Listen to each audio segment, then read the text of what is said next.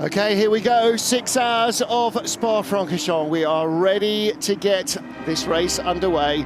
The safety car will pull out and 36 cars will be released around this fabulous racetrack.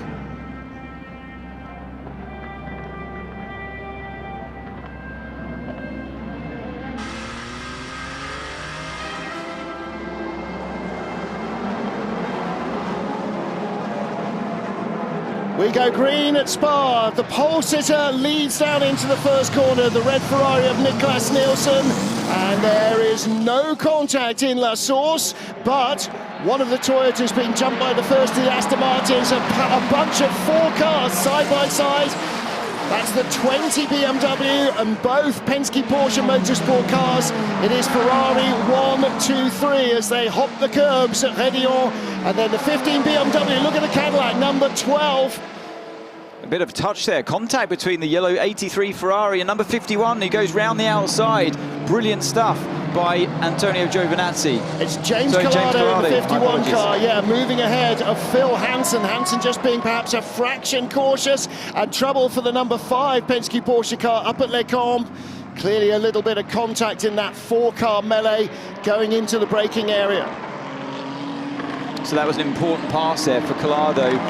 Can he have the speed to match Niklas Nielsen, who looks like he's making a breakaway here down towards Pouhon? And under pressure, Phil Hansen for Loic Duval for that 3rd place. The Peugeot pretty rampant at the start here, 94 in the mix. Mike Conway in the number 7 Toyota. That's the view of the back of his car. And one of the Aston Martins did actually overtake the Toyota up the Kenmore Straight, so Toyota already displaced them before or on the exit of turn 9. Yeah, so Toyota's back up to where they started, 15th and 16th, and 17th and 18th in class are the Astons. In fact, they're not, they've all moved up because of that spin for Julian Andlauer in the number 5 Porsche. We'll take a look at that as the field streams down the hill. I'll tell you that Andlauer has recovered, is now ahead of the GT field, trying to get back onto this fast-moving train. It's a long way back, though.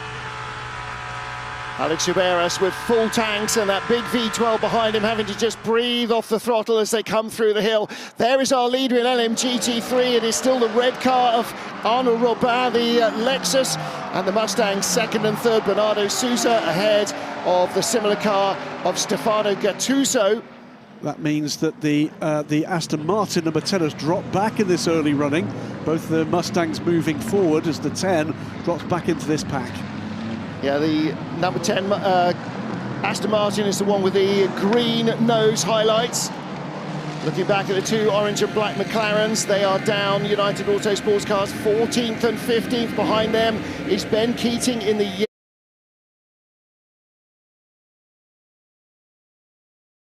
Turner Motorsport BMW, when they cross the line, Will Turner and Turner Motorsport will have the most professional race starts of any team in the history of the BMW brand. That's a few moments away.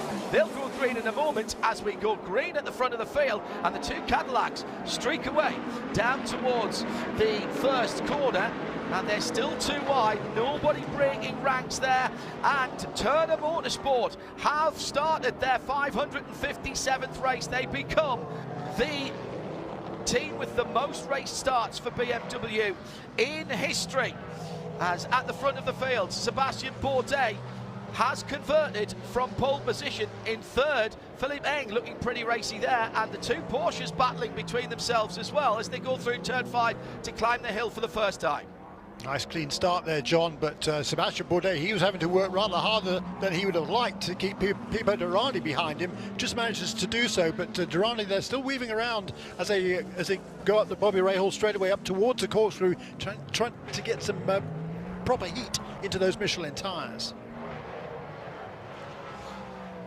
Coming down through Rainey for the first time, over 100 miles an hour through turn 9 Rainey curve, up to nearly 130 before breaking down and going all the way down the gearbox to first for the left-hander at the end of the lap. Well, I'm encouraged by that, but I think that was a pretty decent opening lap. A little bit wide for Bourdais in the corkscrew, but the leader managed to keep some semblance of his Michelin tyres on the track, just about. Yeah, that's going to be all right. Still had the left-hand side Michelin's on.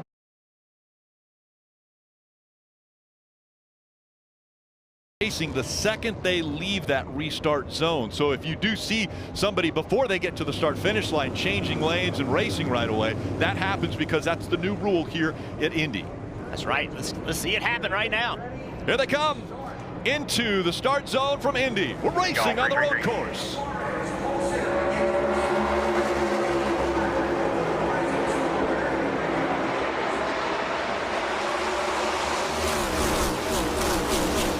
Suarez jumps out to a good start. 3 car lengths entering turn number 1. Tyler Reddick in second, but a great battle for third as they enter turn 1. And we're still going to see the aggressive dive bombs. Look at that's contact SVG down on the inside there, trying to make passes early. Further back, I think Todd Gittleman got into Brad Keselowski. Both of them got through there, but lost some positions. Now almost wide right there through 4. Now side by side through 5 and 6. This doesn't work. Chase Elliott thinks better of it. Gives up momentum to the 5-car Larson now to the inside. Now Larson will be on the outside of turn 7. Battling for 4th back there. Reddick putting the pressure on for the lead. Saw Christopher Bell working to the outside, fighting for position. Larson and Van Gisbergen right around them. That was a lot of contact for SVG and several of the cars down in turn 1. You hate to see that on the very first lap. We talked about the chaos on turn 1. The restart zone is going to help, but not take it all away, right? And the intensity is going to continue to pick up in the 3rd stage. Here we go. Christopher Bell, right there. See, SVG has to correct the car back into the 20. That really makes him the meat of the sandwich. And to be clear, you're racing against Cup regulars on their ballpark, and I'm telling you, if you run into those guys, they're not going to put up with it very long at all. Patience will be low. And you see at the very, very top of the screen, William Byron coming to pit road, serving that penalty.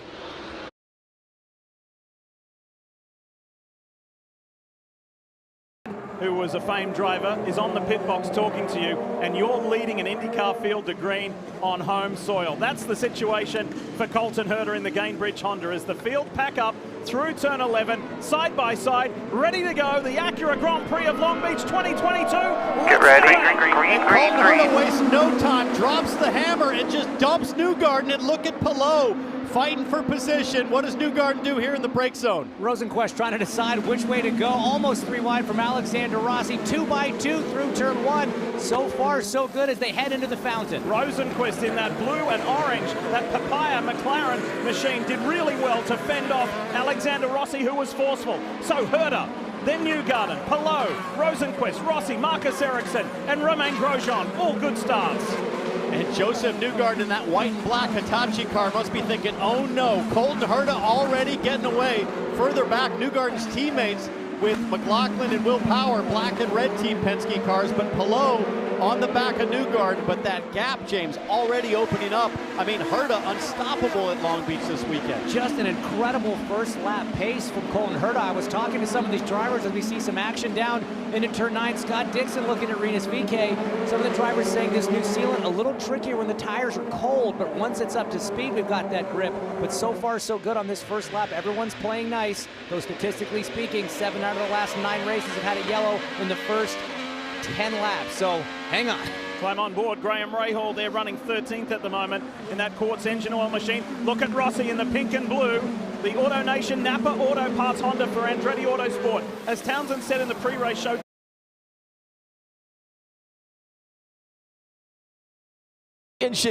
with the biggest race of the year. It's American Sports Car Racing's Super Bowl to kick off the new season. International entries are plenty in the 61 car field.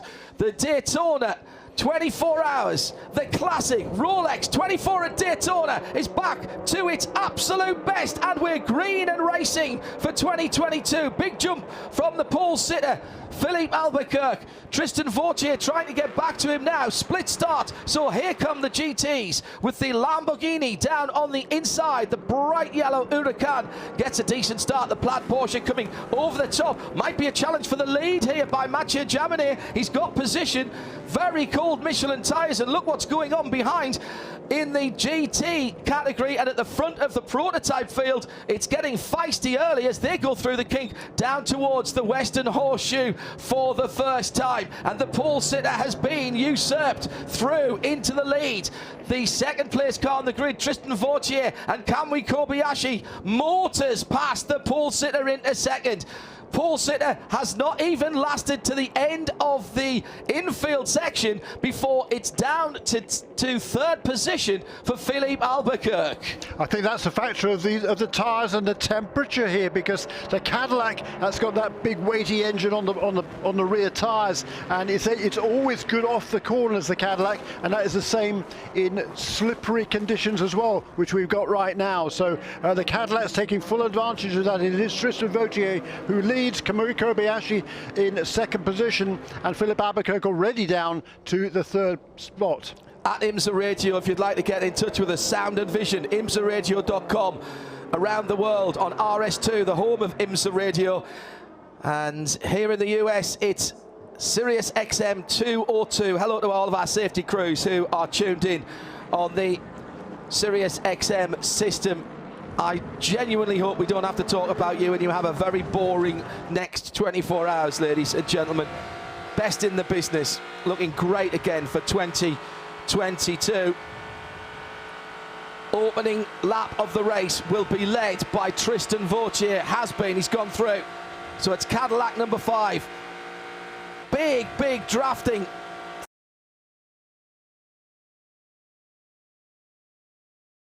The field making the way out of turn 4. Green flag is in the air.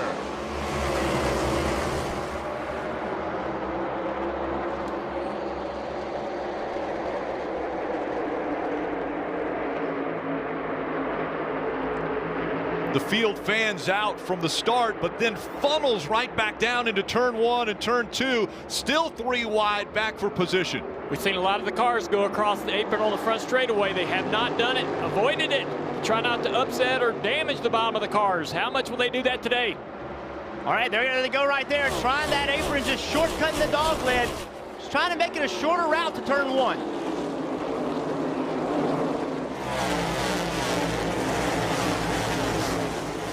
It picks up a little dirt on the tires, but once they clean that, the bigger worry is the diffuser, damaging that, dragging that off, shortening that up, changes the downforce. The underbody. They don't want to damage any part of that underbody.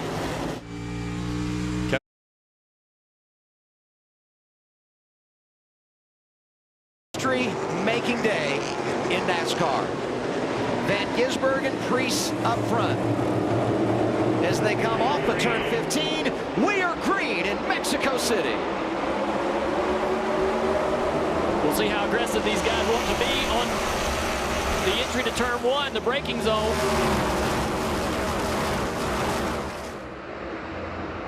Shane Van Gisbergen trying to stay a little bit low. Here comes Chastain up on the outside. Ross Chastain from row 2, jumping up behind his teammate. Van Gisbergen the advantage in turn 1, 2, 3. 3 and 4 wide, trying to get through turns 2 and 3. Somebody back there looking at 77. Hocevar is just going to take a shortcut.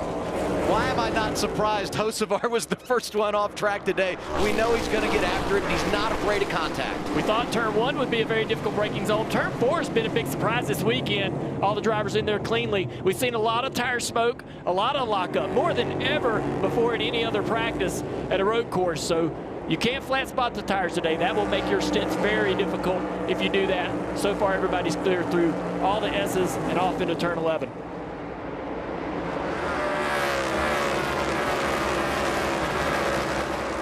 This was another difficult braking zone. We saw some wrecks, some crashes throughout the weekend here. Caution is out. And it's for weather. Oh, you see right here on board with the prime onboard camera on Chase Elliott, you see the drops. Yeah, we have the rain right here out in front of us in the booth. It's heavy mist. It's a heavy rain. I wouldn't even call it a mist, but definitely a good idea for NASCAR to get the caution out before anybody gets off. And there's not a lot of area to, there's some runoff at certain parts of the track, but say, for example, coming out of the stadium right here, there's walls everywhere. If we have any kind of an issue, the driver surprised, so it's dry through there, right? Underneath that little canopy, you come out of there into the wet and hit that wall, you could be in big trouble for the rest of the day. So smart by NASCAR to get the caution out here. We'll step aside. Early caution for rain in Mexico City. Van Gisbergen on top.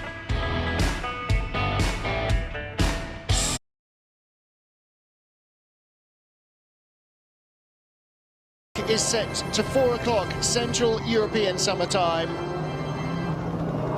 The centenary running, the centenary of Le Mans 24 hours will be underway.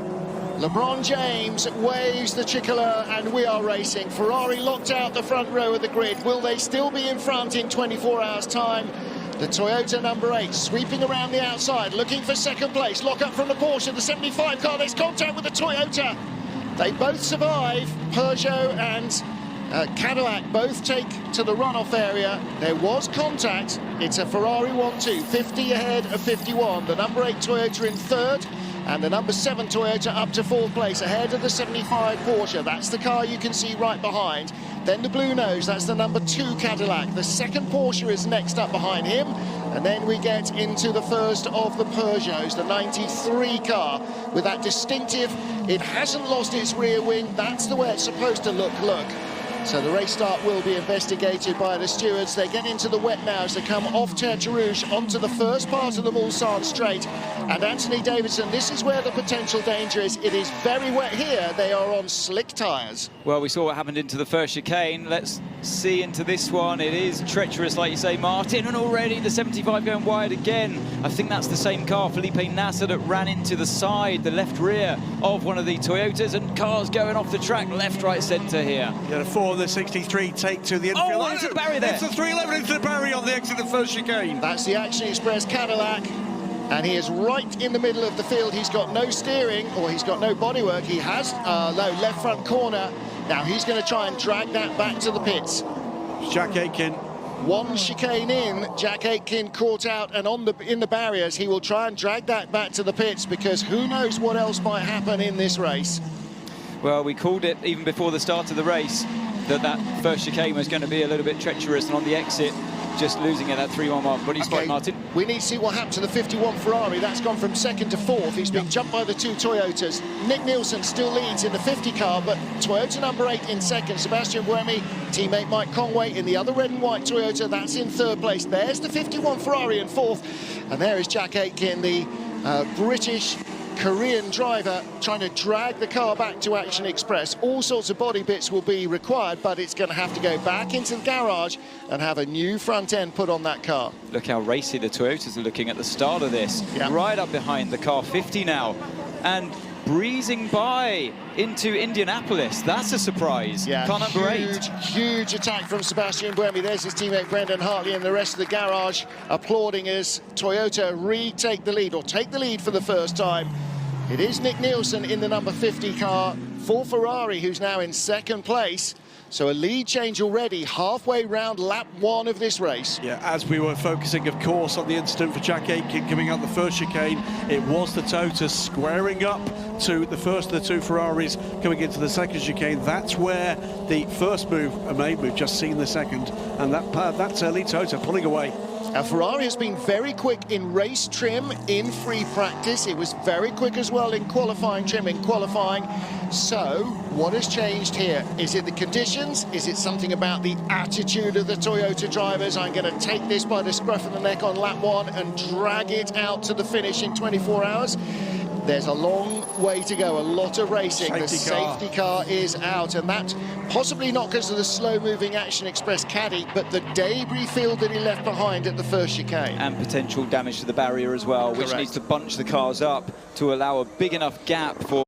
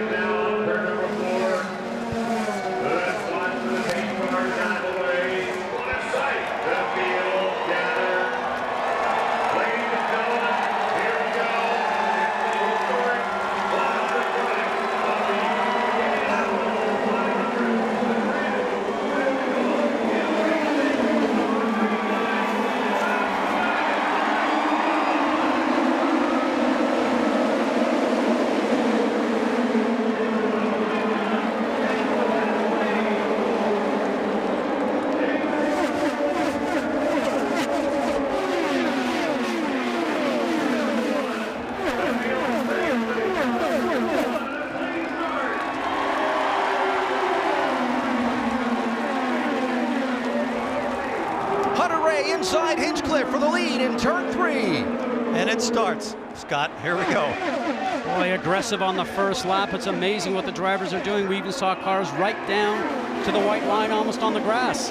But an almost picture-perfect start. What a great way to start the 100th. Now for second place, Newgarden looks to the outside. Instead, he might give up a spot. Townsend Bell below him. Townsend is really aggressive. Passing cars into 2 is not something you would normally do on the second lap. With as excited as everybody has been here this month and all amped up for the 100th running, the electric atmosphere in the garage is like I've never felt it before. Everybody wants to be up front here and lead at some point in time.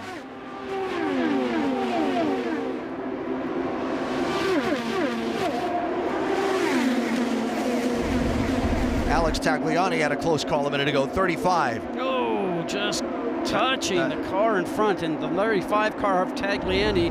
Boy, that's very lucky. I always say, Eddie, when something happens like that and you save it, it's time to go buy a lottery ticket. Amazingly quick hands. Did you see how he corrected right up to the wall and didn't even hit it?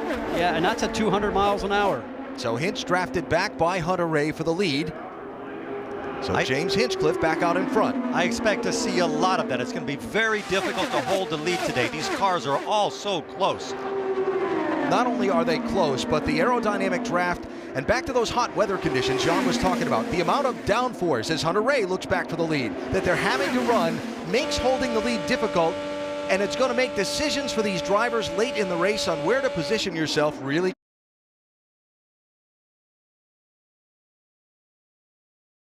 here, but it seems like when it really comes down to taking the high risks, everybody's game and somebody else finds their way to victory lane, so we'll see.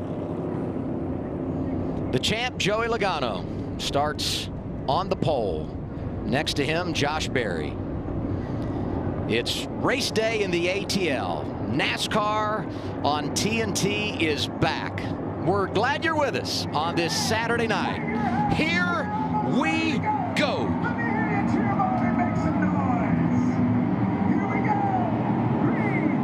Green, green.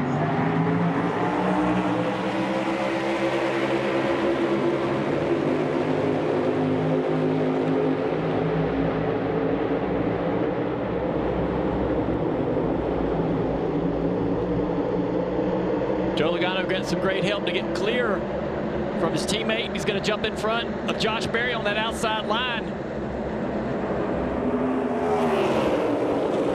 Now the 22 of Logano and Josh Berry are clear. Which teammate do they jump in front of? Cindric up high, Blaney down low.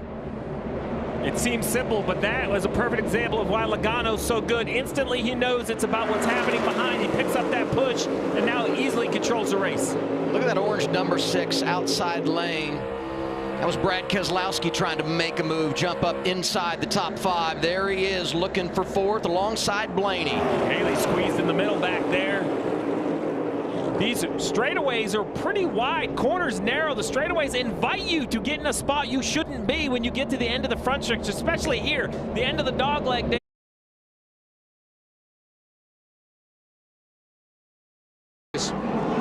We'll definitely see guys that are not teammates working together. Jeff Burton said, I don't understand it. That's like a cat and a dog eating out of the same bowl.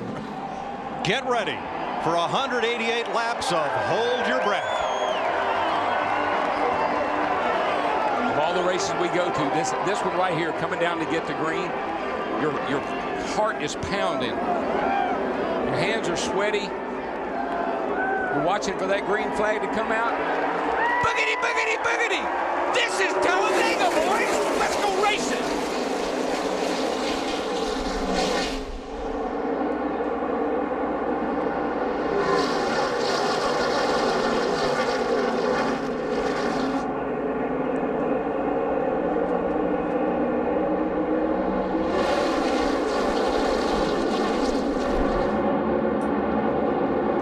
Turn 2, Matt Kenseth trying to make some way up the middle.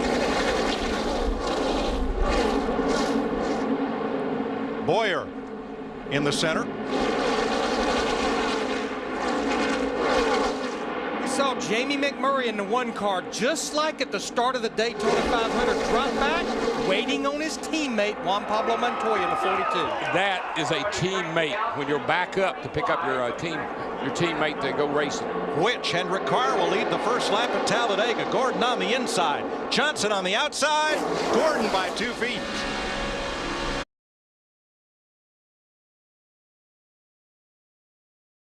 We'll start out back. The pace truck is running highway speed, 65 miles an hour. That's the slowest they will be all day. 1,600 feet to the start line as Dale Earnhardt Jr., 2-time winner of the 500, is going to make that hard left turn. And Mike, when I look 100,000 people on their feet anticipating the start of this race. Green flags in the air. Boogity, boogity, boogity. Let's go racing at Daytona, boys.